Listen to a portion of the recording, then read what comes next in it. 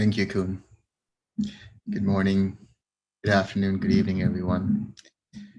So I'm going to be reading from Bhikkhu Bodhi's translation of Majjhima Nikaya 43, Mahavedalla Sutta, Greater Series of Questions and Answers. Thus have I heard, on one occasion, the Blessed One was living at Savatthi in Jeta's Grove, Anathapindika's park. Then when it was evening, the Venerable Mahākoṭṭhita rose from meditation, went to the Venerable Sāriputta and exchanged greetings with him. So according to the commentaries, Mahākoṭṭhita was one of the exceptional monks, one of the exceptional arahants who had the four analytical knowledges. And the four analytical knowledges are in reference to understanding the effects of certain karma, understanding the effects of certain causes, understanding the meaning of certain texts, and so on. It's related to being able to understand the causes of certain effects, being able to understand the cause of certain karma, being able to understand how the Dhamma works in relation to the structures involved, like the path, the fruition, the different types of beings within the path, and so on. And then there is the understanding of how best to convey that message, how best to use the conventional language to be able to explain the Dhamma in a way that is understandable and, more importantly, applicable.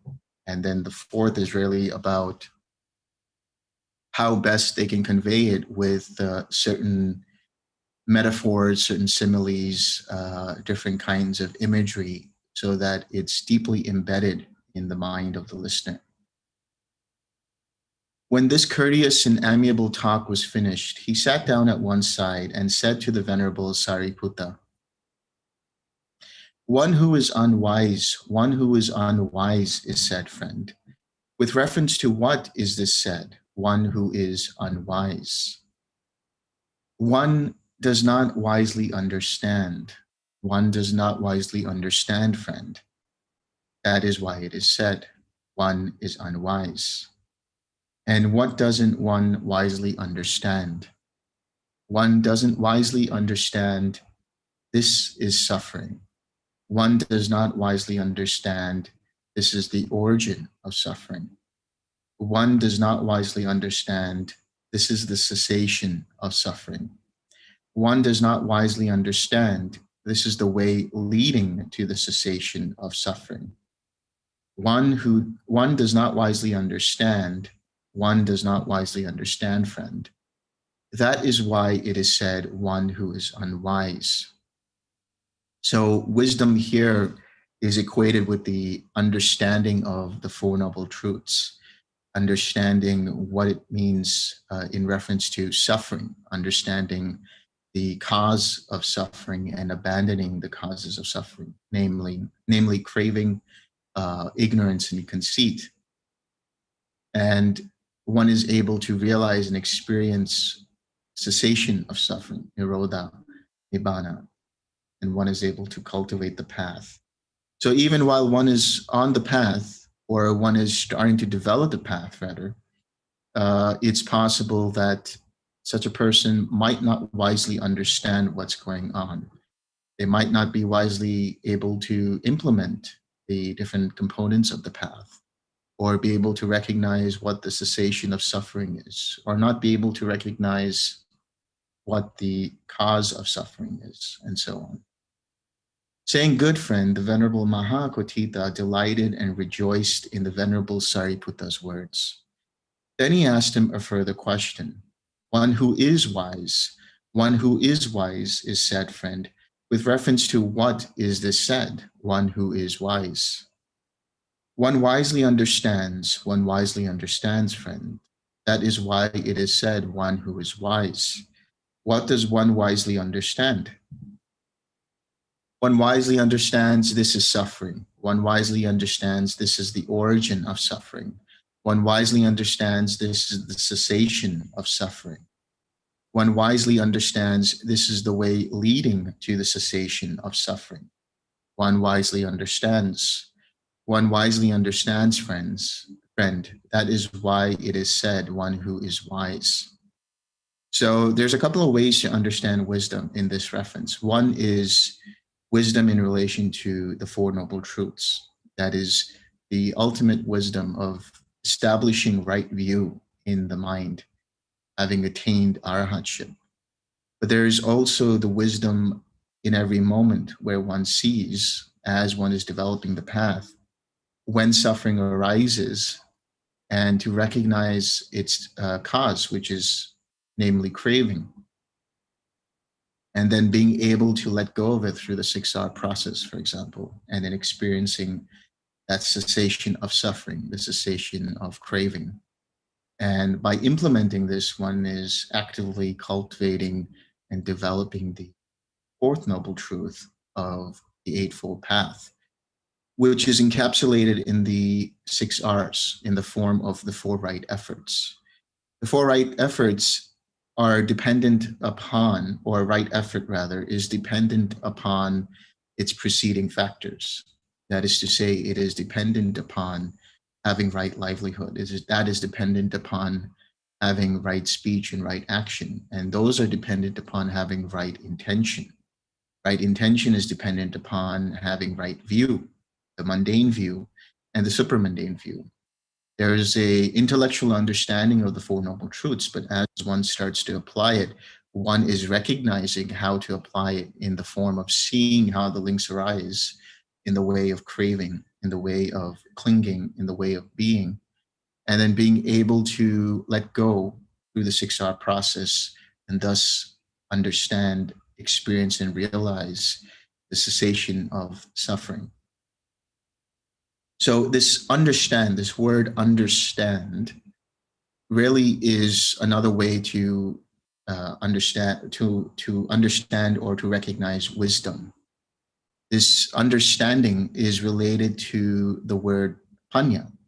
It's related to also the word Dhamma vichaya. So this is where one understands in the way of observing and understanding, not trying to understand, not trying to implement something, but just contemplating through observation and recognizing when some kind of craving arises, when some kind of hindrance arises. So then seeing that and letting it go, experiencing the third noble truth, having cultivated the fourth noble truth through right effort.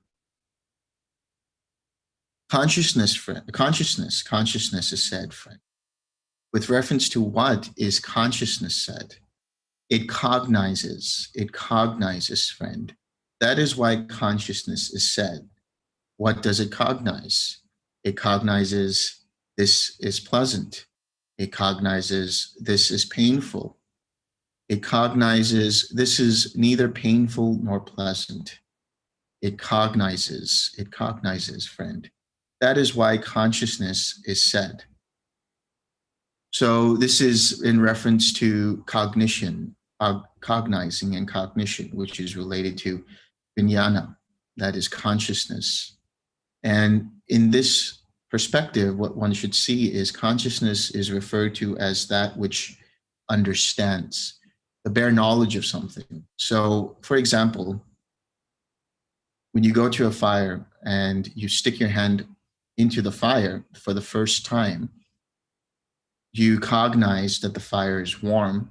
And then as you continue putting your hand on top of the fire, you start to see that the hand is burning, that this is painful, and that this is hot. So you let go. So you've learned that fire is hot. You learn that fire can be painful. You learn that not to stick your hand into the fire. So it's a process of learning itself. It's a process of accumulating information at the first point of experience. So another one would be where you start to learn the alphabet for the first time. You recognize A, B, C, and so on through perception, as we'll talk about a little bit later. But the first time you learn it, that is cognition of the letters of the alphabet. Same with any other learning experience, whether it's mathematics or whatever it might be. So it's the first time you're introduced to an experience that is cognition. Wisdom and consciousness, friend, are these states conjoined or disjoined? And is it possible to separate each of these states from the other in order to describe the difference between them? Wisdom and consciousness, friend, these states are conjoined, not disjoined, and it is impossible to separate each of these states from the other in order to describe the difference between them. For what one wisely understands, that one cognizes, and what one cognizes, that one wisely understands. That is why these states are conjoined, not disjoined, and it is impossible to separate each of these states from the other in order to describe the difference between them. In other words, to understand wisdom, to have wisdom, is dependent upon cognition. So when you have your first experience of seeing the links of dependent origination, that's actually cognizing the links of dependent origination.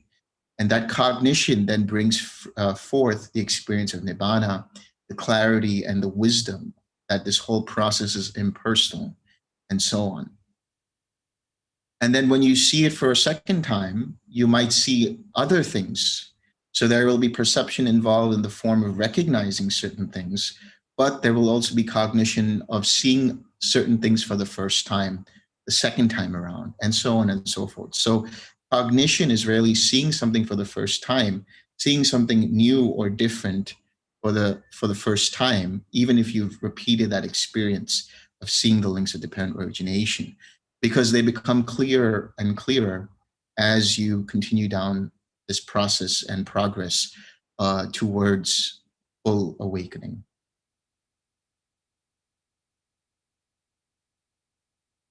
What is the difference, friend, between wisdom and consciousness, these states that are conjoined, not disjoined? The difference, friend, between wisdom and consciousness, these states that are conjoined, not disjoined, is this. Wisdom is to be developed. Consciousness is to be fully understood. So wisdom here is, again, in reference to understanding and experiencing the Four Noble Truths. It's the understanding and experiencing of the links of dependent origination, being able to see the Four Noble Truths present in each link of dependent origination. And how you do that is through the process of consciousness, of cognition. Now, consciousness is also one of the links of dependent origination. Consciousness is also one of the five aggregates. So it's like you are looking at the links of dependent origination through mindfulness, dependent upon that cognition, dependent upon that consciousness. And then it reflects back and you're able to see wisely what is happening. And since consciousness is also a link of dependent origination, and since consciousness is also an aggregate, one of the five aggregates, it needs to be fully understood in reference to seeing consciousness as being impermanent, seeing consciousness as being conditioned and therefore can cause suffering and therefore not worth holding on to. And then finally seeing consciousness as impersonal. So seeing it as impermanent, seeing it as suffering, and seeing it as impersonal. And in the seeing of this, wisdom is developed. So there's two things happening here. When you start to see how consciousness arises and passes away in infinite consciousness, you are fully understanding how it arises and passes away through causes and conditions. You're starting to see how it is impermanent because it arises and passes away. That with each iota of arising, there is also a passing away and a new consciousness that arises and passes away, and so on. In doing this, the mind eventually gets bored of it. It eventually tires out of it. So this is the insight into suffering. And seeing that there is no controller here, one understands that this consciousness is impersonal. That is the insight into anatta. This is how wisdom is developed, and this is how consciousness is understood. Feeling is said, friend. With reference to what is feeling said? It feels, friend. That is why feeling is said. What does it feel? It feels pleasure. It feels pain. It feels neither pain nor pleasure. It feels, friend. That is why feeling is said. So cognition, as we understand, cognizing is the bare awareness of an experience. Feeling is the actual experience of whatever is arising. So that feeling, it can be an experience that could be pleasant, that could be painful, that could be neither pleasant nor painful. So it's both the experience and then the cognition of that, which is to say that first of all, being aware that that feeling, that experience is somehow positive or negative or neutral is the bare cognition for the first time that you experience it. Then being able to perceive it as pleasant, unpleasant, or neutral is perception. That is to say, you recognize this as being unpleasant, pleasant, and so on, because you have encountered this experience before. So feeling has the quality of these different components, these different qualities, which is to say, it can be pleasant, it can be unpleasant, or it can be neutral, but the actual experience itself is the feeling. And then recognizing it is perception, and seeing it for the first time as pleasant, unpleasant, or neutral is cognition. Perception is said, friend. With reference to what is perception said? It perceives, friend. That is why perception is said. What does it perceive? It perceives blue, it perceives yellow, it perceives red, and it perceives white. It perceives, friend. That is why perception is said. So perception here can mean not just visual perception, but it can mean auditory perception. It can mean olfactory perception, meaning smelling. It can mean tasting perception, being able to recognize a taste. It can mean touch perception, recognizing a experience of touch. Or it can mean mental perception, recognizing a certain thought or memory. Perception is always rooted in memory. So the first learning, again, to reiterate, the first process of learning and capturing information is consciousness, it's cognition. Then accessing that again by recognizing having seen that before is perception. So for example, encountering for the first time a certain type of tree, or listening to a certain type of sound a bird makes, you cognize that for the first time.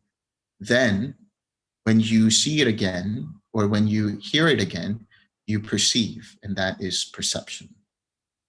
Feeling, perception, and consciousness, friend, are these states conjoined or disjoined? And is it possible to separate each of these states from the others in order to describe the difference between them? Feeling, perception, and consciousness, friend, these states are conjoined, not disjoined. And it is impossible to separate each of these states from the others in order to describe the difference between them. For what one feels, that one perceives, and what one perceives, that one cognizes. So these three are basically interlinked.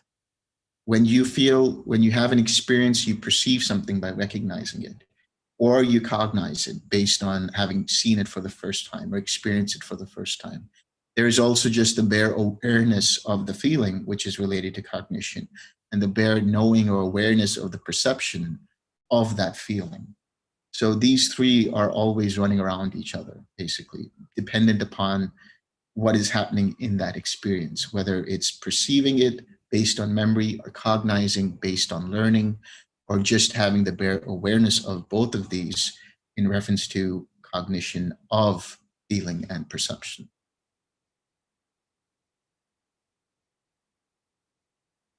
And so he says, for what one feels, that one perceives, and what one perceives, that one cognizes.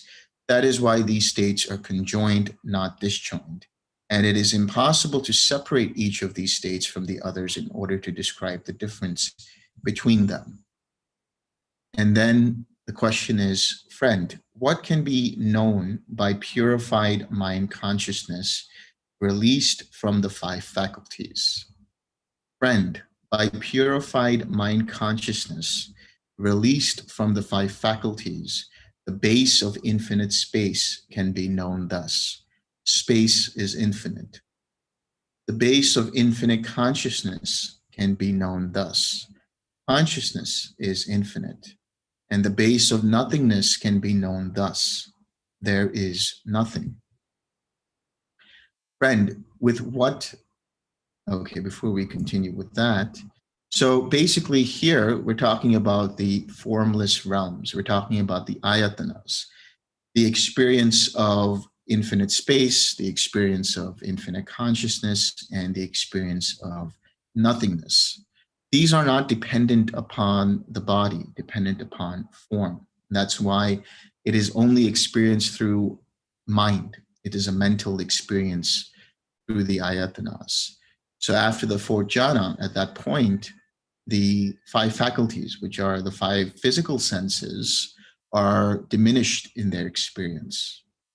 And so whatever one is perceiving and experiencing in the way of infinite space, that is a mental experience. That is a mental experience in the sense that that mind is purified by having gone through samadhi and now is coming to the experience of infinite space or infinite consciousness or nothingness. Friend, with what does one understand a state that can be known? Friend, one understands a state that can be known with the eye of wisdom. So the eye of wisdom is really the understanding of investigation, because this is related again to Dhamma Vichaya. When you understand a certain state is present, you are using the faculty of investigation. You're using the factor of investigation, meaning you are understanding what that state is. You are discerning what that state is. That is another way to understand the eye of wisdom. Friend, what is the purpose of wisdom? The purpose of wisdom, friend, is direct knowledge. Its purpose is full understanding. Its purpose is abandoning. So the eye of wisdom here, once it opens up, so to speak, when there is the supramundane understanding, there the Four Noble Truths are completely understood and realized. And so the purpose of that wisdom is direct knowledge. That is to say, it's the direct knowledge of nibbana, the direct knowledge of the cessation of suffering. Its purpose is full understanding. That is the full understanding of what suffering is, what dukkha is. Its purpose is abandoning craving or tanha. Friend, how many conditions are there for the arising of right view? Friend, there are two conditions for the arising of right view: the voice of another and wise attention. These are the two conditions for the arising of right view. So here, the voice of another, is basically, in the Buddha's time, the Buddha or an arahant or another monastic who would introduce one to the Dhamma. The voice of another now can be understood as watching Dhamma talks on YouTube, listening to different Dhamma teachers, and being able to clarify different kinds of questions and understanding through their voice. And it could also mean reading through the suttas, being introduced to certain books related to the suttas, and so on. Wise attention here is yoniso manasikara. So that is how I would translate it as the attention rooted in reality. That is to say, an attention that is completely present to what is arising and passing away in reference to what is being understood. So they are interdependable or interdependent. meaning there is attention rooted in reality on the arising and passing away of different links of dependent origination. For example, if there's wise attention on feeling, if there's attention rooted in reality on feeling, it stops right there the possibility of craving, because one is completely rooted in the present. One is completely mindful and cautious and careful in understanding what is arising. So one can recognize if craving arises. But if there is no wise attention and unwise attention, a attention that is not present, not mindful, then it can give rise for the potential of craving. And that craving can then give rise to the rest of the links and suffering.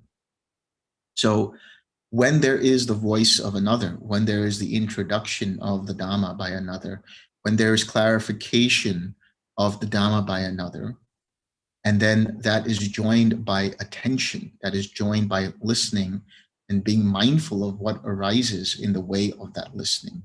What kinds of insight arise while one is listening? What kind of connections are being made as one listens or reads?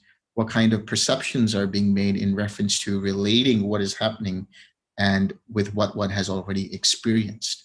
This is also another understanding of wise attention, or yoniso manasikara. And so when this happens, one continues to clarify the mind and purify the mind, and there then arises that right view. Friend, by how many factors is right view assisted when it has deliverance of mind for its fruit, deliverance of mind for its fruit and benefit, when it has deliverance by wisdom for its fruit, deliverance by wisdom for its fruit and benefit? Friend, right view is assisted by 5 factors. When it has deliverance of mind for its fruit, deliverance of mind for its fruit and benefit, when it has deliverance by wisdom for its fruit, deliverance by wisdom for its fruit and benefit. Dear friend, right view is assisted by virtue, learning, discussion, serenity, and insight. So right view is assisted by virtue, that is to say, upholding and maintaining one's precepts, continually exercising right intention, right speech, right action, and right livelihood. That is the foundation upon which learning can arise. Because there, from that kind of purified mind, purified by virtue, by sila, the mind becomes collected enough to be able to learn and absorb the concepts that are being discussed. There, the mind is void of any hindrances and listening in a way or learning in a way that the mind is able to learn by osmosis. Just by listening, there's certain connections being made. Discussion. So when there are conversations related to the Dhamma, when there are question and answer sessions related to the Dhamma, there one can continue to further clarify one's doubts, clarify one's questions. And serenity and insight, that is to say, you have the calmness of jhana practice, but along with that, you have the insight of vipassana. So serenity and insight is already incorporated within twin. That's why it is tranquil wisdom, insight, meditation. These are conjoined, not separate. Right view, assisted by these 5 factors, has deliverance of mind for its fruit, deliverance of mind for its fruit and benefit. It has deliverance by wisdom for its fruit, deliverance by wisdom for its fruit and benefit. Friend, how many kinds of being are there? That's to say, bhava, or existence. There are these 3 kinds of being, friend: sense sphere being, fine material being, and immaterial being. So in other words, you have the sensual realms, you have the form realms of the devas and the brahmas, and the immaterial realm of infinite space, infinite consciousness, nothingness, and neither perception and non-perception. These are the three kinds of existence that you would have. Friend, how is renewal of being in the future generated? So this renewal of being, in other words, is rebirth. How is one able, or how is it that there is rebirth possible through this renewal of being? And so he says, friend, renewal of being in the future is generated through the delighting in this and that on the part of beings who are hindered by ignorance and fettered by craving.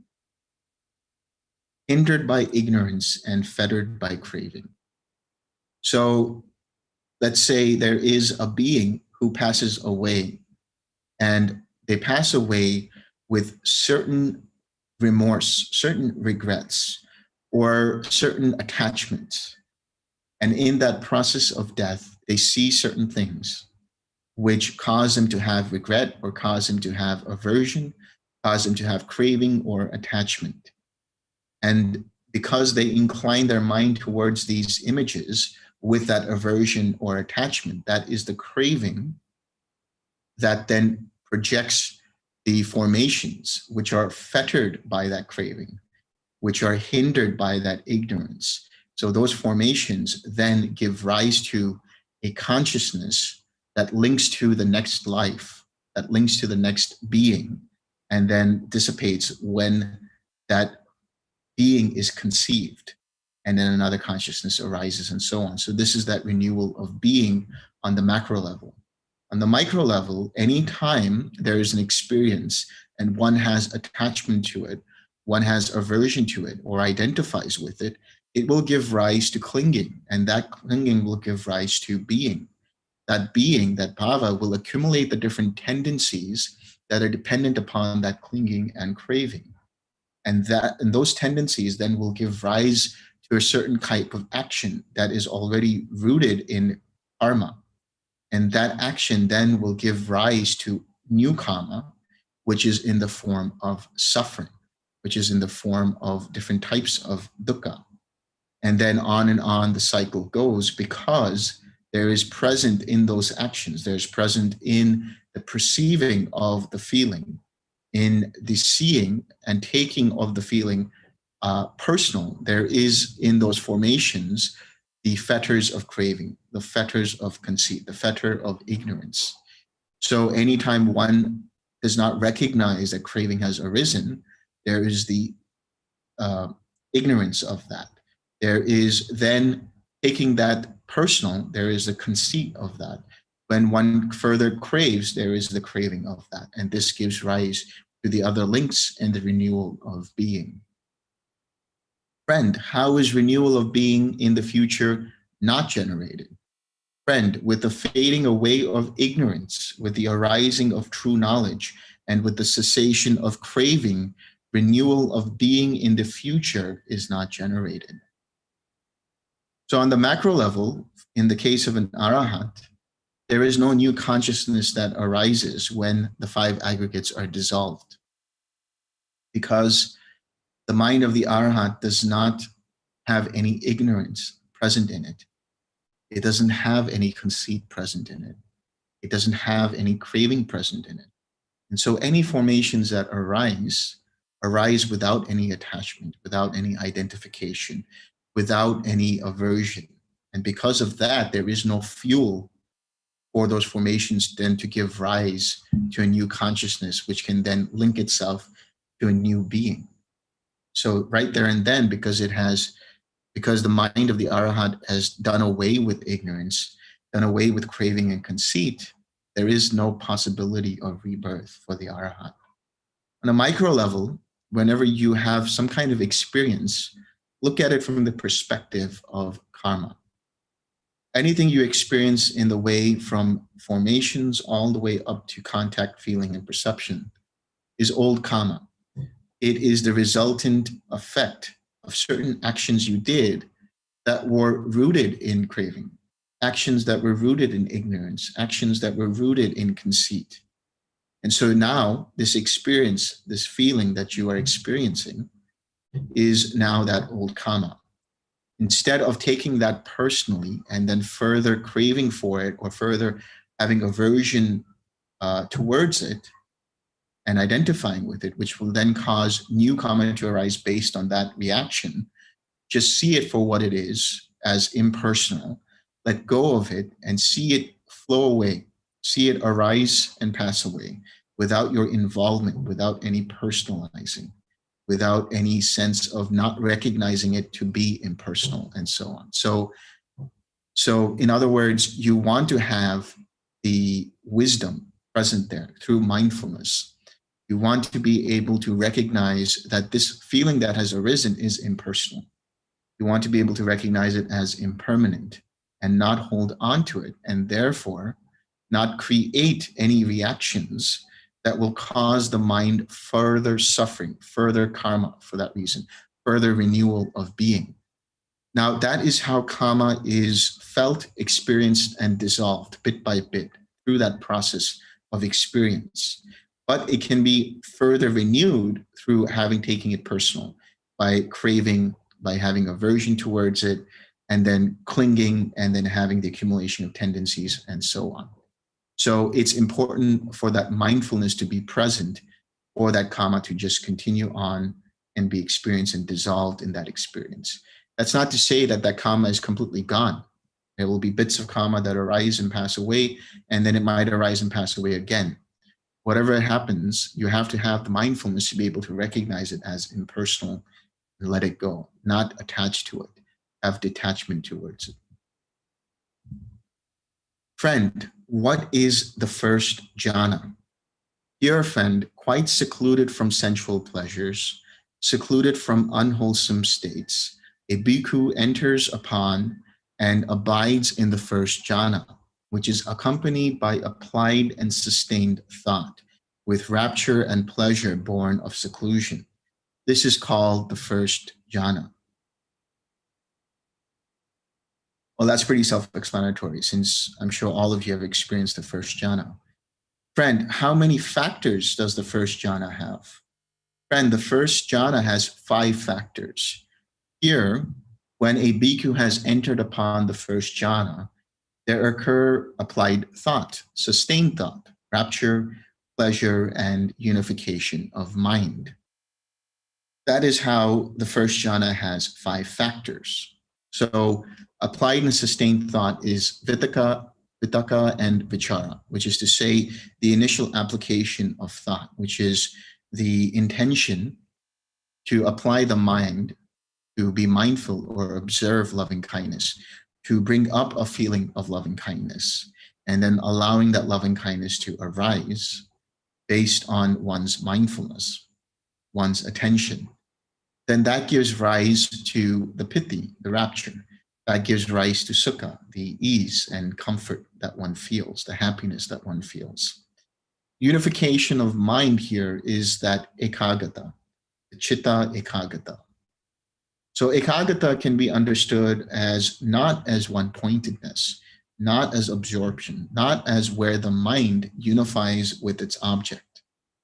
It can be understood as a mind that is around its object, that is surrounding the object.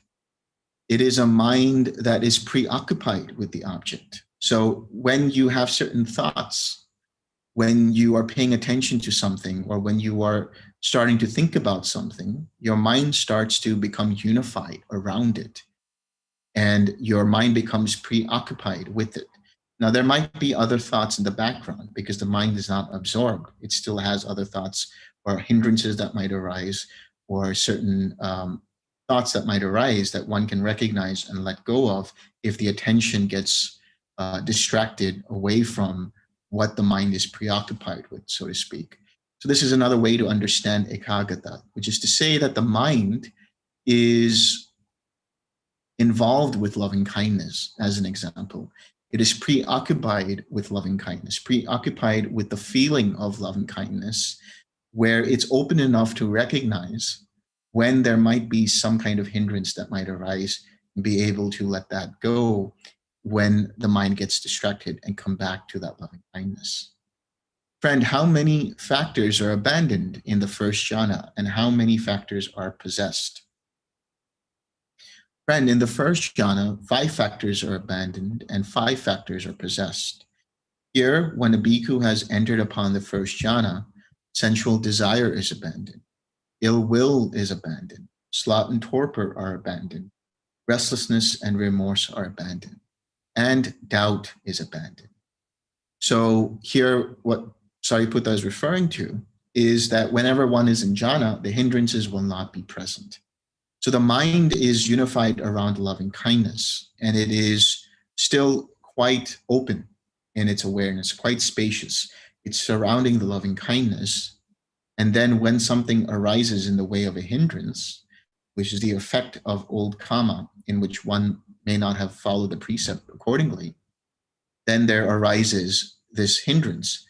When a hindrance arises, one is no longer in jhana, but there is the mindfulness of this, the recognition of this, then abandoning it by releasing the attention away from it, relaxing, and then generating a wholesome state of mind, replacing that hindrance with a wholesome state of mind in the way of the smile, which gives rise to piti, which can give rise to other enlightenment factors and so on, and the loving kindness. So then the mind then gravitates back towards loving kindness, collects itself around the loving kindness.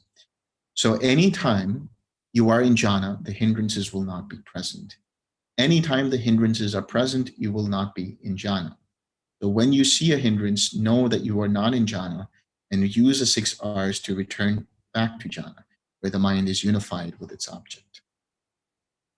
And there occur applied thought, sustained thought, rapture, pleasure, and unification of mind. That is how in the first jhana, 5 factors are abandoned and 5 factors are possessed. Friend, these 5 faculties each have a separate field, a separate domain, and do not experience each other's field and domain. That is the eye faculty, the ear faculty, the nose faculty, the tongue faculty, and the body faculty. Now, each of these faculties, of these 5 faculties, each having a separate field, a separate domain, not experiencing each other's field and domain, what is their resort? What experiences their fields and domains? Friend, these 5 faculties each have a separate field, a separate domain, and do not experience each other's field and domain. That is the eye faculty, the ear faculty, the nose faculty, the tongue faculty, and the body faculty. Now, these 5 faculties, each having a separate field, a separate domain, not experiencing each other's field and domain, have mind as their resort, and mind experiences their fields and domains. Friend, as to these 5 faculties, that is the eye, the ear, the nose, the tongue, and the body, what do these 5 faculties stand in dependence on? Okay, before we continue, let's discuss these 5 faculties, which are having mind as a resort, and the mind experiences their fields and domains, which means that anything you are experiencing in the way of form, in the way of sounds, in the way of odors, in the way of taste, in the way of touch, that is being experienced by the mind itself. It arises when there is the contact with that faculty, with that sense space, and the form in the case of the eye. And when those two connect, there is the eye consciousness that arises. Now, this feeling is felt through the mind. Though the experience seems to be happening through the eye, it is actually experienced by the mind itself. And each faculty has its own domain, which means its own separate field and domain, which means that there are certain connections with the eye in the mind that continue to experience the experience that the eye is experiencing, and along with the ear and the nose and so on. They don't crisscross. So now you have synesthesia, where somebody might hear something and at the same time be able to see a certain color dependent upon that sound. But that's not to say that you are seeing with your ear, although it could be described as that by certain people who have synesthesia. What's happening is you're listening to something, and that gives rise to a corresponding response or reaction from the eye in the way of seeing color. So even in synesthesia, it's not that it's crisscrossed. It's that this gives rise, the sound gives rise to a certain sound or certain response from the eye, the ear faculty. But with regards to the eye faculty, it is independence upon that. So it's connected with it from that angle, but it's not that there's any kind of crisscrossing of the domains and the fields. Friend, as to these 5 faculties, that is the eye faculty, the ear faculty, the nose faculty, the tongue faculty, and the body faculty. What do these 5 faculties stand in dependence on? Friend, as to these 5 faculties, they stand in dependence on vitality. Vitality here is the life energy or the life force or the life faculty. So this vitality is basically that which sends messages of the experience. So you can look at it from modern understanding that it is the electrical impulses that arise and pass away that sends messages based on what the experience is being pulled in through the different faculties and giving rise to a certain experience based on the neural pathways, based on the activity of the nervous system. When there is no functioning of the nervous system, then there is no activity. There is no vitality there. There is nothing there present in the way of an experience. Friend, what does vitality stand in dependence on? Vitality stands in dependence on heat. So heat here is the warmth of the body, the warmth of a live body. And this is in connection to metabolism. This is where the cellular metabolism continues to function and gives the body its metabolism to be able to convert energy or convert food and nutriment into energy, rather. And that energy then gives rise to that vitality.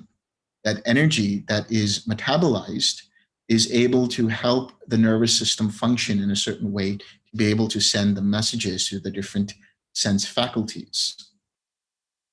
Friend, what does heat stand in dependence on? Heat stands in dependence on vitality.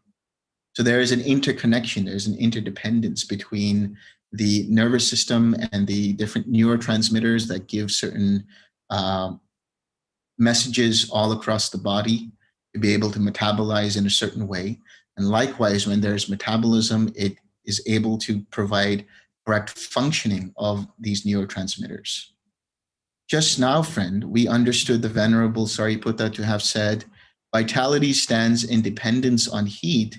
And now we understand him to say, heat stands in dependence on vitality. How should the meaning of these statements be regarded? In that case, friend, I shall give you a simile. For some wise men here understand the meaning of a statement by means of a simile. Just as when an oil lamp is burning, its radiance is seen in dependence on its flame, and its flame is seen in dependence on its radiance, so too vitality stands in dependence on heat, and heat stands in dependence on vitality. So he uses this analogy of the oil lamp, where when you have the flame, there's a certain radiance. And because of that flame, you can see the radiance, or you can notice the radiance.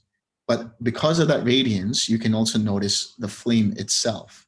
It's an interesting simile, but if you look at it from a modern understanding, using vitality from the perspective of the different communication that happens throughout the nervous system, and heat as metabolism, you can see the connections between the two, where cells will give certain messages to neurotransmitters and vice versa. So there is this homeostasis, this harmony that is working in conjunction, and they are dependent upon each other for correct functioning.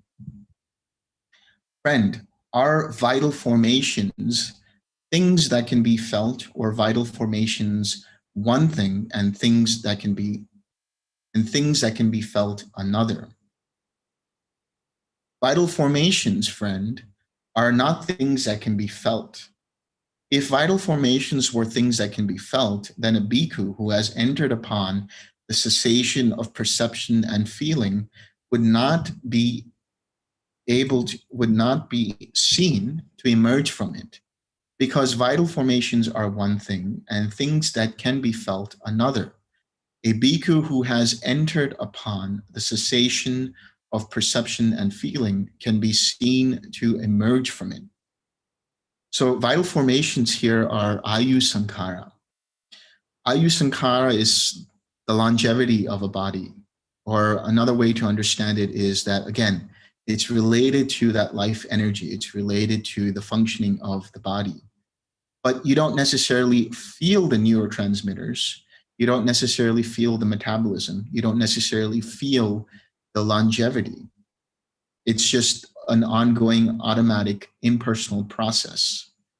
But the feeling and perception here are not rooted or dependent upon these experiences. In other words, because you don't feel that, there's no connection between the experience and the actual process that's happening in the way of metabolism and vitality and longevity and so on. Feeling and perception is one thing in the way of actual mental experience that you feel and perceive. And these processes is another thing which run on their own, in the sense that they're not connected to the feeling and perception. So when you have the cessation of feeling and perception, that doesn't mean, since there is a cessation of feeling and perception, that these processes, which are not felt, which are not perceived, that do not continue on when there is a cessation.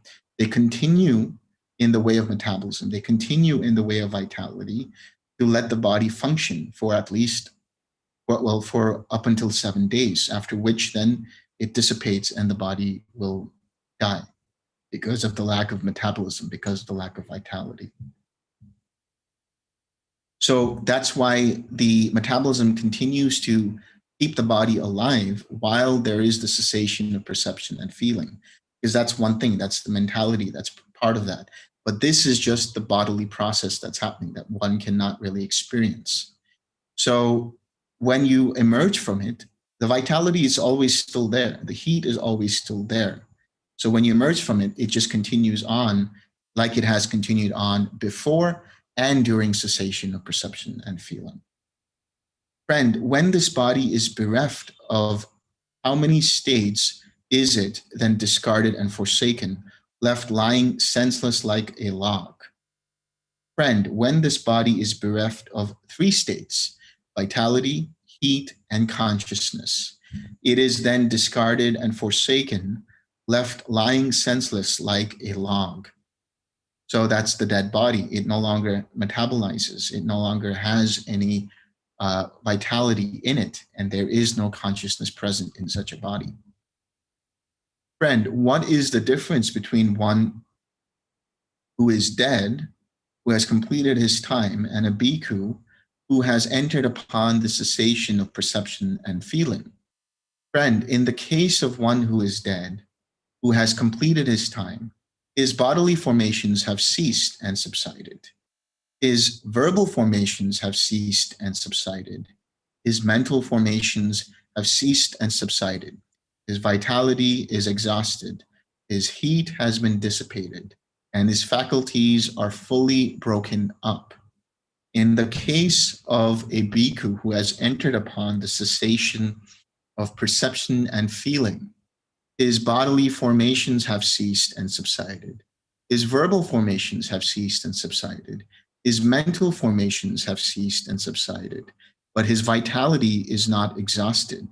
His heat has not been dissipated, and his faculties become exceptionally clear. This is a question that one often gets in reference to what does that mean that the faculties become exceptionally clear? So to understand, it just means that because there's no activity going on through those faculties are exceptionally clear, or void of any activity, but they are present. They are functional, but not functioning. They have the potential to once again be able to feel and perceive, but and they are dependent upon, remember, the vitality. But because in the dead body there is no vitality, those faculties are broken. They no longer function, and they're not functional. This is the difference between one who is dead, who has completed his time, and a bhikkhu who has entered upon the cessation of perception and feeling. Now we're going to get into the deliverance of mind. So there are different contexts to be able to understand deliverance of mind, and I'll explain it as we continue. Friend, how many conditions are there for the attainment of the neither painful nor pleasant deliverance of mind? Friend, there are 4 conditions for the attainment of the neither painful nor pleasant deliverance of mind. Here, with the abandoning of pleasure and pain, and with the previous disappearance of joy and grief, a bhikkhu enters upon and abides in the 4th jhana, which has neither pain nor pleasure, and purity of mindfulness due to equanimity. These are the 4 conditions for the attainment of the neither painful nor pleasant deliverance of mind. So deliverance of mind is on the supramundane level, the liberation of the mind. But there is also the temporary deliverance of mind whenever you are in jhana, in this case, the 4th jhana, which is being referred to, because there is the temporary deliverance of mind from the hindrances. And so in that, there is deliverance of mind. In that process of jhana, there is that deliverance of mind. So this is the mundane way of understanding that deliverance of mind. Friend, how many conditions are there for the attainment of the signless deliverance of mind? Friend, there are 2 conditions for the attainment of the signless deliverance of mind: non-attention to all signs and attention to the signless element. These are the 2 conditions for the attainment of the signless deliverance of mind. So the signless deliverance of mind is a different kind of experience. It is a different kind of collectedness that arises, and it is deeper than quiet mind. When you are in neither perception nor non-perception, quiet mind is the subject, or the object rather, and quiet mind is very subtle. It's very subtle, but there is still some kind of object, so to speak, being taken as an object, which is that quiet mind. But you let go of that as well, and you go deeper, where all there is a mind, or you can see the mind's attention no longer on an object. And what it's doing is the mind's attention is like a light or a laser beam, and it continues on without touching an object. It just continues on. It doesn't land on anything. Its awareness doesn't land on anything as an object. And so it is a kind of objectless, so to speak, meditation. And so signless deliverance of mind is also in reference to nibbana itself, because there's no object there when one is in that fruition consciousness, when one is in the attainment of taking nibbana as an object, when it isn't an object, where the mind inclines towards the nibbana element. But in terms of the signless collectedness of mind, this is how one does it. One lets go of quiet mind, and the mind's attention just continues looking, but it's not looking at something in particular. So that signless element, so to speak, is the nibbana element from the supramundane view. But on the mundane level, it's basically just a objectless attention, an objectless awareness, which doesn't land on anything. Friend, how many conditions are there for the persistence of the signless deliverance of mind? Friend, there are 3 conditions for the persistence of the signless deliverance of mind: non-attention to all signs, attention to the signless element, and the prior determination of its duration. These are the 3 conditions for the persistence of the signless deliverance of mind. Now this third aspect is the prior determination. This can happen and be cultivated when you do determination for jhana.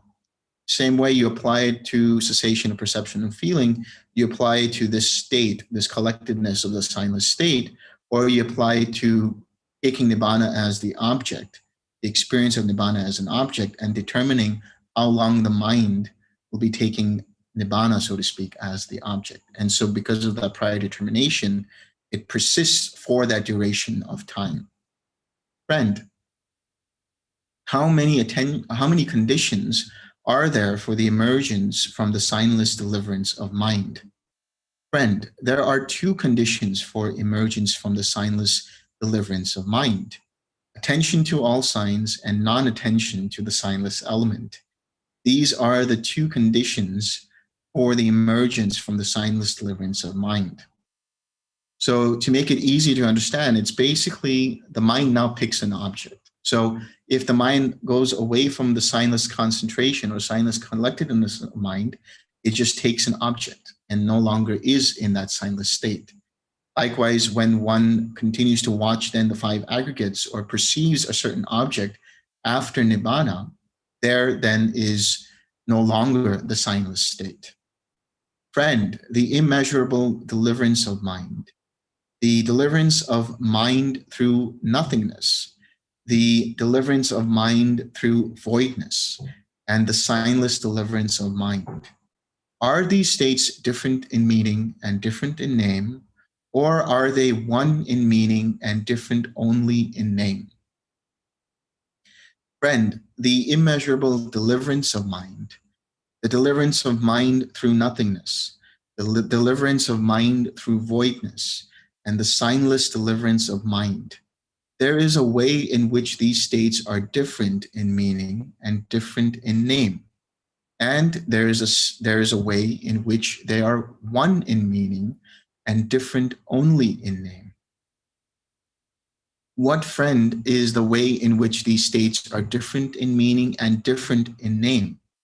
So, in other words, how are these states different from one another? Meaning they provide a different quality of experience and obviously have different names. Here, a bhikkhu abides pervading one quarter with a mind imbued with loving kindness, likewise the second, likewise the third, likewise the fourth, so above, below, around, and everywhere, and to all as to himself.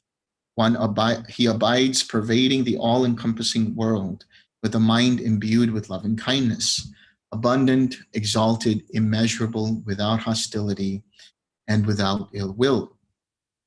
Likewise for compassion, for joy and equanimity. And so this is called the immeasurable deliverance of mind. And so when you are radiating any of the Brahma Viharas, your mind is delivered from the ill will, delivered from all of the hindrances first and foremost. But remember, the Brahma Viharas are also antidotes for certain things, like loving kindness being an antidote for being unfriendly, for having ill will.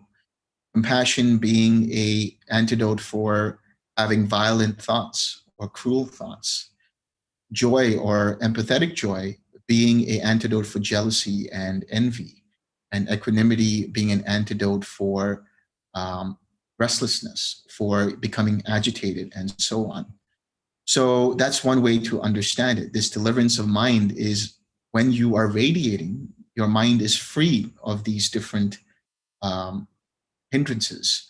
And it is also delivered when there is wisdom involved. So you can have loving kindness, you can radiate loving kindness, you can radiate joy, you can radiate equanimity. At the level of nothingness, there has been an experience where one was able to have the experience of cessation, of nibbana, from nothingness onwards. So, and that object there was the radiating of equanimity.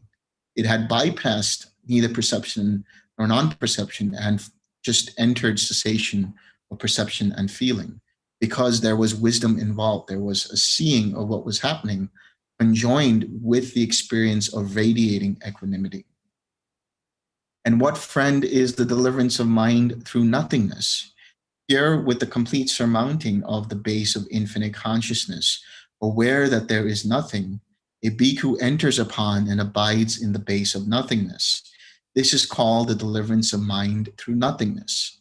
So when you no longer are radiating joy and it changes to equanimity, and then also part of that is when you no longer see the arising and passing away of consciousness, but rather see the space in between each arising and passing away, which then becomes broader and broader and broader until you see, some people describe it as darkness or some kind of light or whatever it might be, but basically there's nothing there.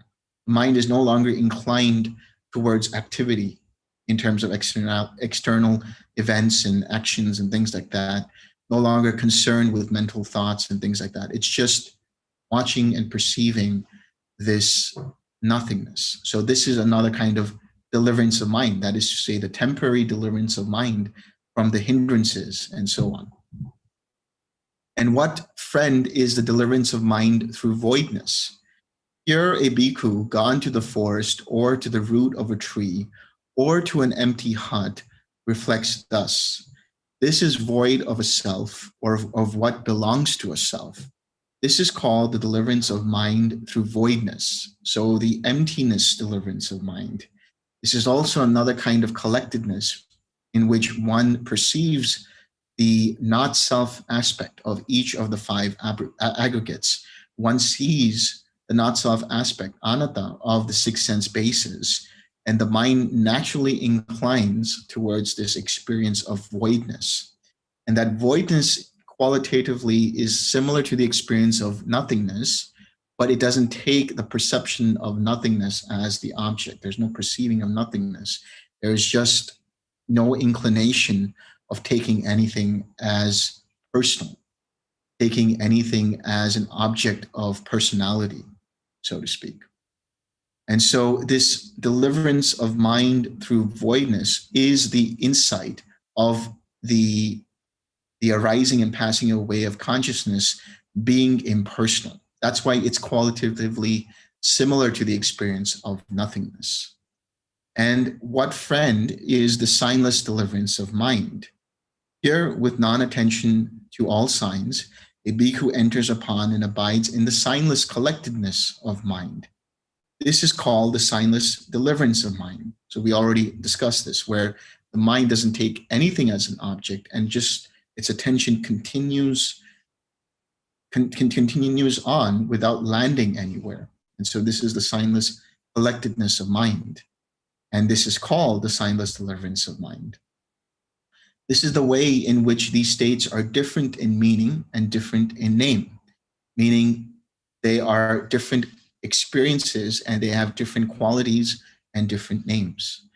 And what friend is the way in which these states are one in meaning and different only in name? So in other words, how are these states that are being described similar, or the same rather, in terms of the experience, but just different ways of calling that experience? So lust is a maker of measurement. Hate is a maker of measurement. Delusion is a maker of measurement. In a bhikkhu whose taints are destroyed, these are abandoned, cut off at the root, made like a palm stump, done away with so that they are no longer subject to future arising. Of all the kinds of immeasurable deliverance of mind, the unshakable deliverance of mind is pronounced the best. Now that unshakable deliverance of mind is void of lust, void of hate, void of delusion. So here Sāriputta is equating the lust, hatred, and delusion as a maker of measurement, because in other words, a maker of limits. Whereas when you're radiating loving kindness or compassion, it's immeasurable, it's infinite. You continue on radiating. So he's trying to make some kind of connection here from that sense, meaning there is a limit here, whereas the experience of nibbana, because what he is referring to now is the experience of Nibbana itself, the experience of an arahant's mind as well, which is void of hatred, void of lust, void of delusion. That mind doesn't have any limits because it doesn't conceptualize in the form of limits. There's no conceiving that limits the mind. And that experience of Nibbana is also limitless. It doesn't have any way to measure it. It doesn't have any way to limit it or have any limitations. Now he says, lust is a something. Hate is a something. Illusion is a something. In a bhikkhu whose taints are destroyed, these are abandoned, cut off at the root, made like a palm stump, done away with so that they are no longer subject to future arising. Of all the things of deliverance, of all the kinds of deliverance of mind through nothingness, the unshakable deliverance of mind is pronounced the best. Now that unshakable deliverance of mind is void of lust, void of hate, void of delusion. So previously, he was referring to nothingness in the way of transcending the experience of infinite consciousness. Now here he's saying lust is a something, hate is a something, delusion is a something. It is a thing. But in Nibbana, there are no things. There is no object. There is nothing present. So that quality of Nibbana is this other way of explaining it, which is that nothingness. Not that that Nibbana is qualitatively similar or equated with nothingness, but that one of the ways to describe Nibbana is as nothingness, void of feeling, void of any perception, void of any experience. Now it says, lust is a maker of signs. Hate is a maker of signs. Delusion is a maker of signs. In a bhikkhu whose taints are destroyed, these are abandoned, cut off at the root, made like a palm stump, done away with so that they are no longer subject to future arising. Of all the kinds of signless deliverance of mind, the unshakable deliverance of mind is pronounced the best. Now that unshakable deliverance of mind is void of lust, void of hate, void of delusion. So again, Nibbana is void of any kinds of signs. So you had on one experience, the signless state of mind, the signless collectedness of mind. But here Nibbana is also understood as having no object, no signs, nothing that you can put some kind of concept towards, nothing where the mind can land on, so to speak. So in the case of the arhat's mind as well, that mind is void of any signs. That mind is void of taking anything as an object by personalizing it or conceptualizing it and so on. And so that unshakable deliverance of mind is therefore void of lust, void of hate, void of delusion. This is the way in which these states are one in meaning, meaning these states can describe that experience of Nibbana and the experience of how an arahant's mind functions, and different only in name, having different names. That is what the Venerable Sāriputta said. The Venerable Mahākoṭṭhita was satisfied and delighted in the Venerable Sāriputta's words.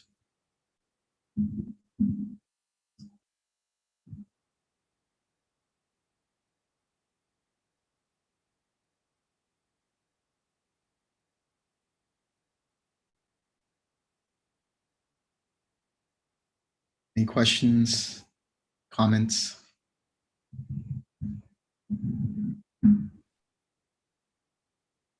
I have a question, Delson. Yeah. So the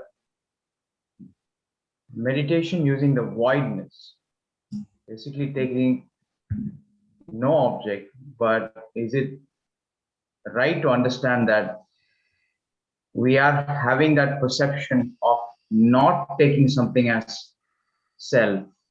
And in that sense, is it more closely related to nothingness, or is it somewhere in between nothingness and the signless state where the mind is perceiving what is happening in the present moment, but not necessarily taking anything as an object. Does that make sense to you, or do I have to rephrase the question? So you're saying, you're referring to the voidless or the void state of mind, the state of mind that perceives the voidness. And you're talking about the experience of nothingness as well, right? And how they are different. What is the difference between the two? Yeah, they're actually very similar. In fact, if I'm not mistaken, in Majjhima Nikaya 106, the Buddha talks about some of the ways in which one can get into nothingness. And one of the ways is in reference to seeing the emptiness of the five aggregates, seeing the emptiness of the world through the six sense bases and so on. And so one has an experience of nothingness. It's just that the gateway to it is just a different way of looking at it. So it is qualitatively similar in terms of the experience, but this is just another way of looking at it from a different perspective. So just a follow-up question on that, Delson. So it's possible to enter the state of nothingness through equanimity as an object of meditation, and also through the voidness. Is that the right understanding here? Yeah, that's right. There are different ways to actually enter nothingness. I think there's at least 3 different ways that are mentioned in Majjhima Nikaya 106 in which one can experience nothingness. Equanimity, and then, of course, seeing emptiness of the 5 aggregates. Another way that other people have experienced it is by having the mind turn inward and look at itself. So in other words, looking at the thought itself, and then the thought itself passing away. And in that absence, seeing the space between one thought and the next. The mind turns inward on itself. Thank you. I have a follow-up comment on what Bharat said. Like, actually in suttas, whenever it's referring to voidness, it just says that any jhana can be a void, can be considered as a voidness, because there are something is lacking there. That's why that is a void of whatever is not there. But in that sense, we can also call nothingness is also a kind of a voidness. But I don't know what state Bharat is referring as a voidness. Is it a signless state? Or? Yeah, so what you're talking about is, again, in reference to the shorter discourse on emptiness, which is that one understanding of voidness, which is a state that is empty of a previous factors of a previous state. In other words, like you said, nothingness can be a sense of voidness because it's void of the factors of its preceding jhana or arupa state of infinite consciousness. That's one way of seeing shunyata, which is actually voidness, sunyata. The second is seeing the anatta experience, or seeing this impersonal nature of the 5 aggregates or of the 6 sense bases. That's another way of understanding shunyata, which is to say that you're seeing, because there is a question that Ananda puts forth to the Buddha. And he says, emptiness, what is this emptiness of the world? And the Buddha says, each of these 5 aggregates is empty of a self. The world is empty of a self. So this is the second understanding of sunyata, of voidness. Okay.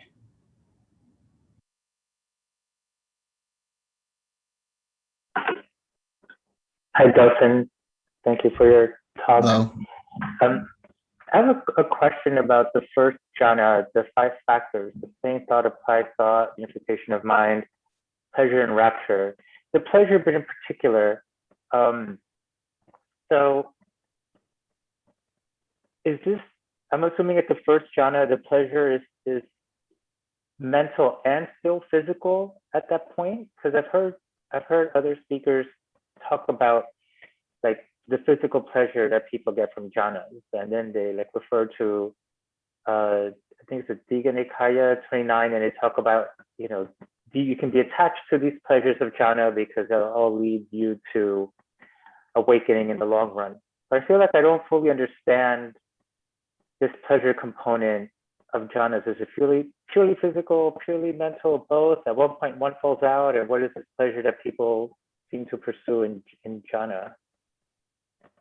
Right. If you go back to the first jhana description, it says pleasure born of seclusion. So this seclusion is the seclusion of the five physical senses. In other words, one is no longer paying attention to the experience of the five physical senses, but is turning inward. So the mind is now experiencing the pleasure born from that. But this can manifest in different ways. People have experienced that pleasure on the physical sense in the first, second, and third jhana. Well, the first and second jhana with reference to piti, and sukha with reference to the first, second, and third jhana. But they have experienced physical manifestations of this mental pleasure, like a certain heat in the body, or the hands get warm, or they feel like a spike of energy through their spine, or different kinds of manifestations. But I would say that these kinds of things are sort of just manifestations of the physical, of releasing tension, releasing craving, and really being able to experience that joy mentally. So you can call it like a psychosomatic experience in that sense, but it should be understood to be primarily mental pleasure that it's being referred to. So it sounds like the source of the pleasure is mental, and it might trickle on down to the body, and we might confuse that for a physical pleasure of the jhana, but it's not. It's a mental pleasure that just ended up trickling down, if you will, or impacting our physical. Okay, That's and right. that, Because, and by the because time we you're, get, yeah. No, go ahead. Because you're still experiencing the body. You're still having connection with the body for the first four jhanas. That's why it's called the rupa jhana. So you will still experience some manifestation in the body of that pleasure. Go ahead, you were saying. I was going to say something similar, which is, and so when we get to the arupa jhanas, then the pleasure won't manifest itself physically anymore. Moving from that point on, the pleasure will be purely mental, because we're now in the realms of arupa jhana. Yeah, in the case of the arupa jhanas, you don't feel the piti only in the infinite consciousness. You experience the empathetic joy, which is a different kind of quality to that experience. So you will feel pleasure in the form of love and kindness, pleasure in the form of compassion, pleasure in the form of that kind of joy, pleasure in the form of, well, equanimity is not really a pleasure, so to speak, but you feel, light and tranquil and so on mentally. Okay, thank you. Hi, Delson. I'm still a little bit unsure about the signless state. I just want to clarify. Is signless state then the cessation of the neither perception nor non-perception? And what is that difference from the deathless state that we always talk about? Buddha always mention about the deathless state. Are they the same? So you're saying if the signless state is the same as cessation of perception and feeling? Is that what you're talking about? Yeah, that's one. Yeah. Yeah. So let me address that first question. And the second question, which is the deathless state. The first question I would say is the way I have experienced it, the way I have understood it to be, is that the signless state is a different kind of meditation, so to speak. It's not always in the scope of it's not always mentioned in the scope of the 8 jhanas, obviously, or, the first 4 jhanas and the arupa jhanas. But there is reference to it in other ways where Moggallana is experiencing the signless collectedness of mind and so on. And the way I have understood it is that the mind lets go of the quiet mind as an object as well. So it's an objectless meditation. It's a meditation in which the mind doesn't have any object whatsoever. See, there is still some kind of cognition present in the process of this bare awareness, this awareness that doesn't land on any kind of an object. And then the cessation of perception and feeling is where there's absolutely no perception and feeling. There's absolutely no way to experience anything there. There's still some kind of an experience of the signless state, but there's no experience in cessation. So at that signless stage, do you have a thought, you know, our inner thought that tells us what state we are? Do you have that? No, you wouldn't have that, because that would be an object. It would be a sign. Okay. Okay. Wow. So another way to clarify it is, so there is an intention to go into that state, right? Just the same way there's an intention to go into cessation of perception and feeling. So when you go back to Majjhima Nikaya 121, the Buddha talks about the different levels of voidness in relation to each jhana or each arupa jhana being empty of the preceding states. Then he talks about the signless state, and he says there is still some formations present that have built up this state, whereas cessation of perception and feeling is void of any formations present there, except for the ayu sankhara, which continues to keep the body alive and so on and so forth. But there's no formations moving in that state. Whereas because there is a process of awareness, it's dependent upon the activity of certain formations. Okay. Okay. I got you now. What about the deathless state? Yeah, so the deathless state would be basically another word for nibbana, right? Nibbana being the void of any death, because there's no more birth, so there's no more death. There's no more concept of death present for one who is in nibbana, because there is no one there to die. There's no aggregates that one personalizes with to die or to experience some kind of end. Okay. Another weird question. Probably you know.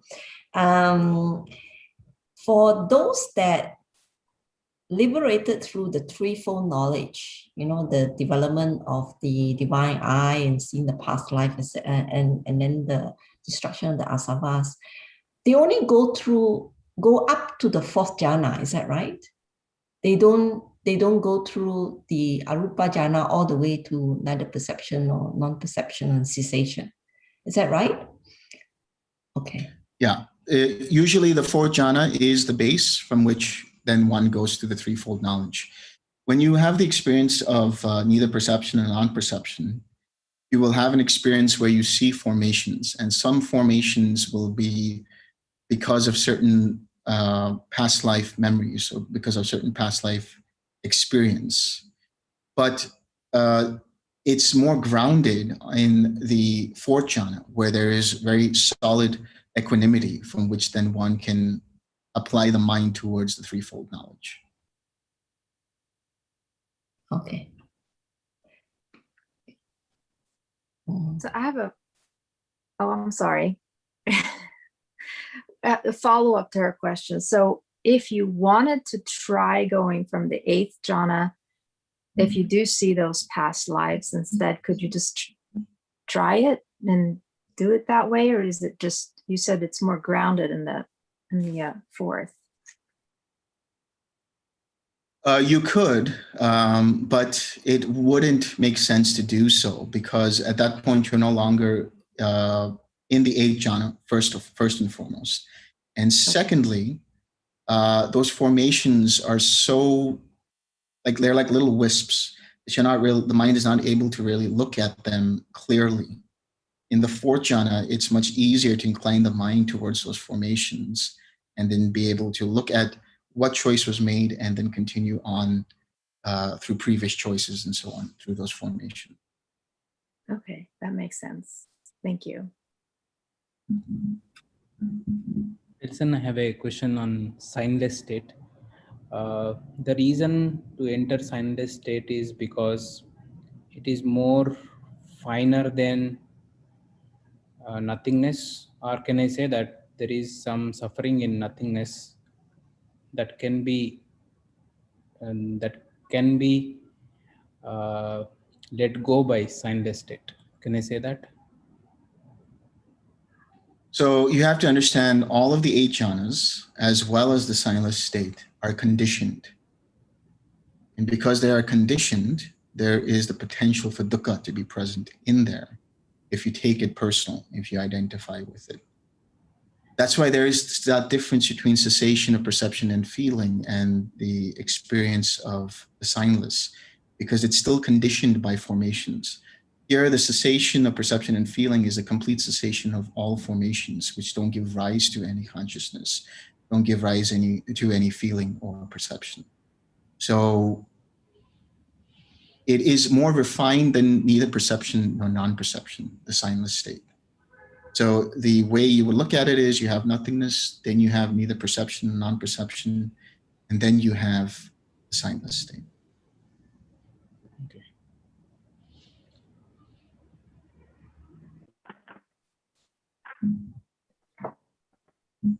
Delson, in that regard, would you say cognition is sharper in the signless collectedness compared to neither perception or non-perception, where it is sometimes likened to a sleepy state? Yeah, the signless state, the way to explain it would be that it's just consciousness present, meaning because there's no object to perceive, there's just this bare awareness. There's just this bare flowing awareness. So there is an understanding that one is in the signless state only after one comes out of the signless state as well. So that signless state, because it doesn't take any objects, it just continues with the bare awareness. So that's why it's much subtler, and there's not really much perception going on there either. And when I say perception, I'm referring to that part of the mind that labels and is able to recognize certain things present there. That's clear, Delson. Thank you. Delson, I have a question. My name is Buna. Is regarding the 5 faculty you say is take refuge to the mind. So does it mean that when we see something, that is the bare awareness, and then the mind will be the concept? Is it like that? Can you say that again, please? Okay, you say the 5 faculty, their refuge is the mind. So does it mean that the first time when the eye sees something, that is the bare awareness, and then the mind that experienced what I see is the concept? Or how you interpret So that bare awareness is actually, for example, the eye consciousness, aware of the experience of the eye faculty. Then the feeling that arises from that is the experience that one is actually feeling. The quality of that experience, there is still an awareness of that. So there's cognition of the feeling if it's experienced for the first time, or there's recognition in the way of perception, which recognizes that feeling as being pleasant, painful, or neutral. So there's a bare awareness to the sensation or to the experience first, and then there's an application of what that experience is in terms of the quality of that experience. Okay, so what does it mean by the refuge to the mind? I mean, the faculty take refuge to the mind. I would say that it's not that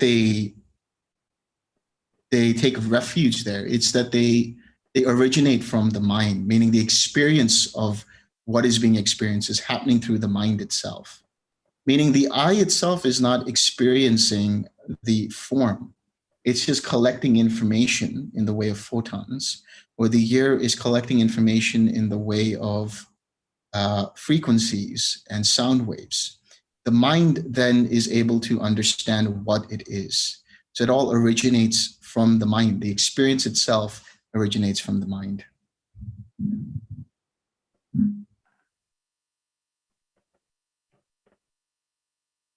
So someone also mentioned concepts arise through perception. So do you want to clarify that, please? That was me. It's my understanding that conceptualizing arises through the memory of perception. Before that, it's still the experience, but when we are talking about a book, it's perception that gets into action. That's what I meant to clarify. So as Buna said, that the 5 faculties have the bare awareness, but the conceptualizing experience through the mind, I was trying to become more detailed, namely specific. The perception part of the mind is what creates the concepts. Yes, yes, that's exactly it. Good, thank you. Then the question is, can we say the 5 sense inputs join to the brain? Yes, exactly. The brain being the central hub through which then you have certain elements or certain parts of the brain that deal with the sensory experience, as well as the perception of that experience.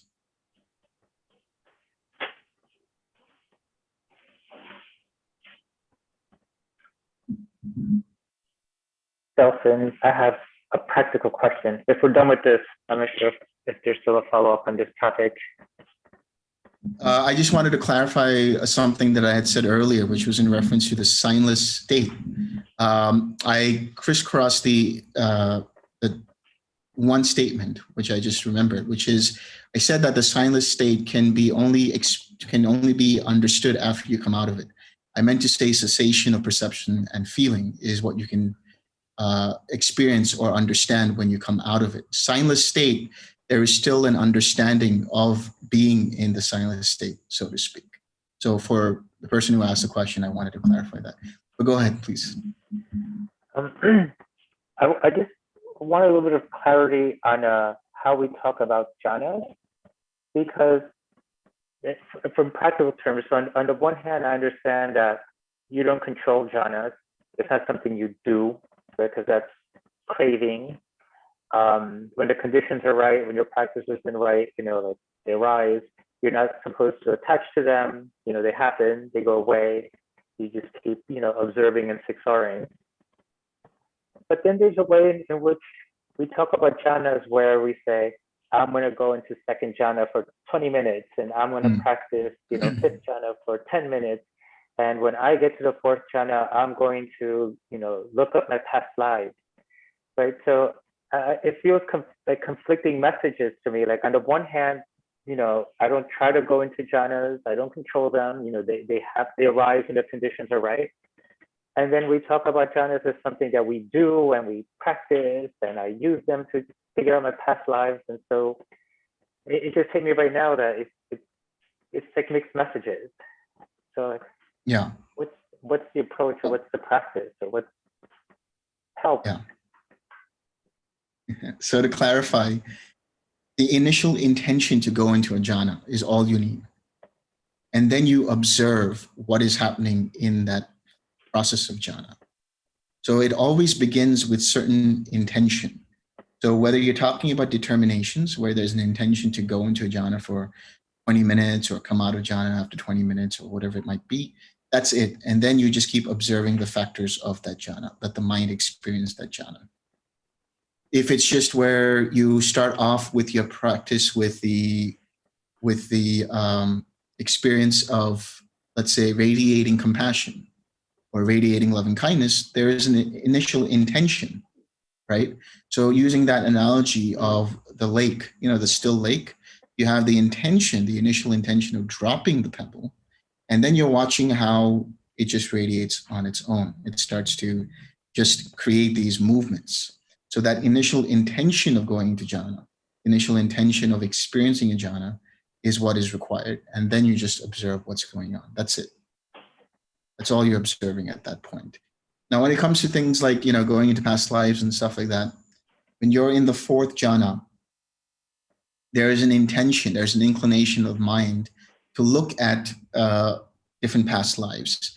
And the way it works is you're, again, still observing, but there's an initial intention of looking at a certain point in time, maybe a choice you made or whatever it might be, and letting that rewind on its own. So the initial intention is the initial inclination of mind towards that. And then you're observing how it starts to rewind. You're not controlling that process from there. You're just observing it. So, all right. So it almost sounds like I can start cold turkey into a jhana. Like if I just sit down and say I'm going to do nothingness, or an intention to start at nothingness, and then to see the intention and see what happens, right? Is that correct? Because I guess in some ways, I guess our practice has been always start with loving kindness and then just see what happens, and end up in all kinds of different places. But I always felt that whatever came up and wherever I ended up was not up to me. But now I'm hearing that it could be part of the practice to say, let me start at nothingness. Just the way I say, let me start at loving kindness, you're saying I could start at nothingness and start, not starting in the jhana, right? But start with the intention to go into that jhana. Right. When you sit down for meditation, right, initially, when you sit down for meditation, what are your thoughts about it? Like, what are the thoughts that go in your mind? Isn't there some kind of intention behind that meditation? So that intention is what I'm talking about. So in the same way, if you say that I'm going to send loving kindness, and even that process of sending loving kindness, you have to look at it this way. There's already an intention set in the meditation that you're going to go into loving kindness. Now, all you're doing is observing how the factors for that loving kindness arise. It could arise because of a visualization, an image, a verbalization, whatever it might be. That's the initial application of thought. And then you're observing how the mind just is aware of loving kindness, sending it out to a spiritual friend or sending it out radiating. In the case of radiating the loving kindness, you sit down in meditation and say, okay, now I'm going to radiate compassion, or I'm going to radiate equanimity. So with that intention in mind, you then sort of become aware of the experience of the mind sinking into that feeling of loving kindness or sinking into that feeling of equanimity.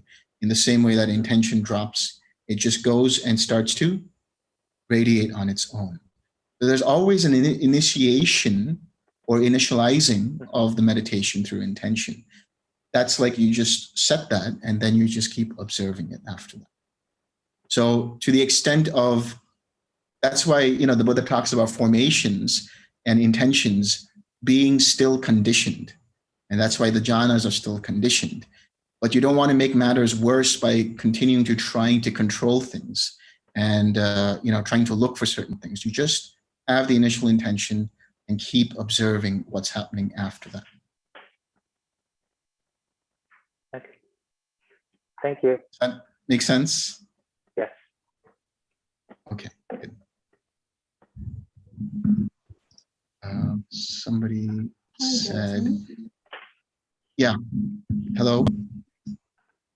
Yes, Delson, in regard to the immeasurable deliverance of mind, when you were saying that we put, I have two questions here. I have one question is about immeasurable deliverance of mind that you just was talking about, like the intention of like radiating, and you mentioned earlier as the four Brahma Viharas as antidote to the five hindrances. So does that mean that when we started with that, it will eventually actually get us to the signless? Like we doesn't need to start with the intention of signless or nothingness or voidness, which is my second question, that we can start with different intentions, right? So first is that if we started with the 4 Brahma Viharas, it will actually eventually take us to the signless or the nothingness there. Is that correct? First question.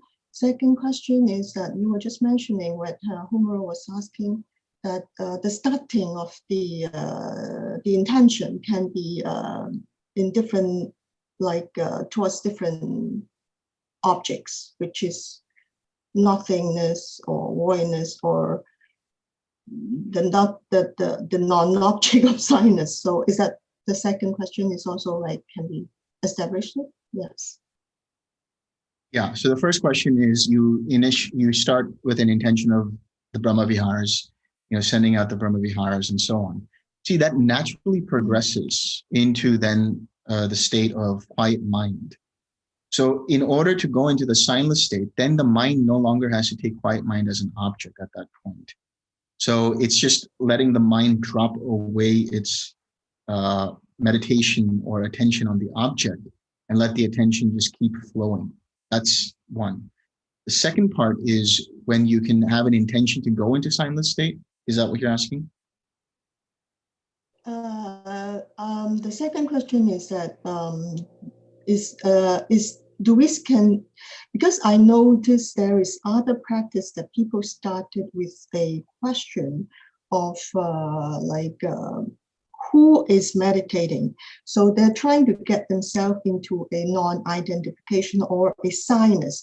So my second question is that, is there like a difference that we can start with a different intention in meditation instead of starting with the 4 Brahma Viharas, or there is possibility that people are starting with nothingness or they're asking. My experience from previous in the Zen tradition that they have this practice is asking who is meditating, so I would assume, I'm not sure, that's my second question, is that they can start with maybe that is called signless, or maybe that is called nothingness or voidness. So I'm not too sure is that is the possible so that's they can start. That's the voidness. Yeah, sorry, go ahead. No, that's the second question. So the starting so that's, of the intention there is different. Yeah, to go into the state of voidness, you have the intention of looking at the emptiness of each of the 5 aggregates. So like you said, in the Zen tradition, it's asking who is meditating, but that's not the way to begin here. What you're doing is just looking at how it's just an impersonal process. And there have been people within this community that have done that. There have been people who, after having meditated for quite some time, they will just be able to experience that voidness, even while not sitting in meditation. Experience the voidness while doing the dishes, or experience that voidness while just walking. And then suddenly the mind becomes completely quiet and experiences that nothingness, or experiences that voidness, or experiences that signless state. So it starts off with some initial application, some initial intention, and then it naturally progresses into that experience.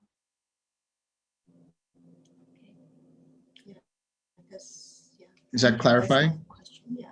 So I think you answered well. Thank you. Yeah. So there was somebody who commented saying in Namarupa we have intention, chetana. Was there something you wanted to discuss about that, or just a comment? It was just a comment. Like intention is part of dependent origination.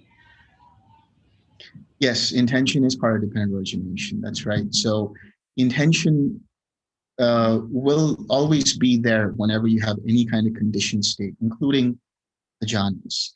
That's why when you go to Majjhima Nikaya 111, when Sāriputta discusses the different states that came and arose and passed away, he also includes in their chetana, he includes intention in each of the factors of the jhanas and the arupa jhanas. Any last questions, or should we share merit? I'll give you 30 more seconds.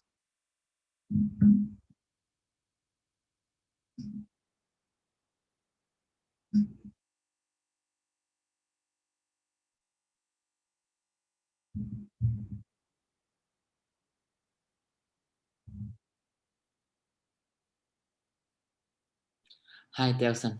I have a very quick question. Yes. Yes.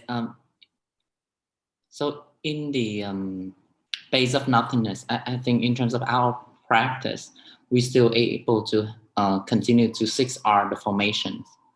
But in terms of the signless state,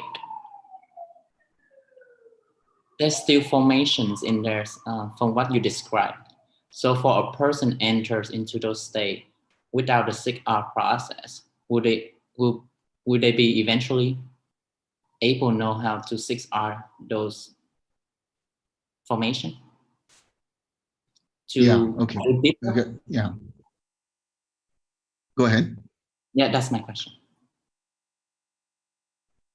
So when you're in neither perception or non-perception, you're taking quiet mind as the object, right? It just rests on that object of quiet mind, where it's completely tranquil. There are certain formations that arise and you see certain disconnected images.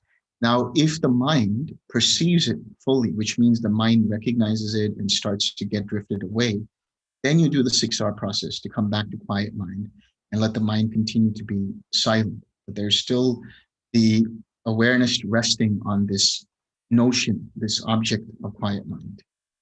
In the signless state, there will still be formations, but the mind here is not resting on any object. So what is happening here instead is if the mind takes anything, whether it's a distraction, a hindrance, a formation, or anything as an object, then it's no longer in the signless state. So one 6Rs again, but doesn't let the mind return to any object. Instead, what you're returning to is just the awareness that continues on without landing on any object. Thank you, Delson. Okay, let's share some merit.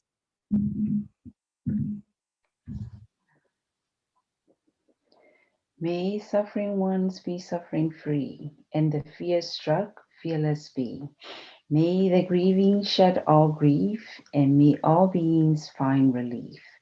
May all beings share this merit that we have thus acquired for the acquisitions of all kinds of happiness.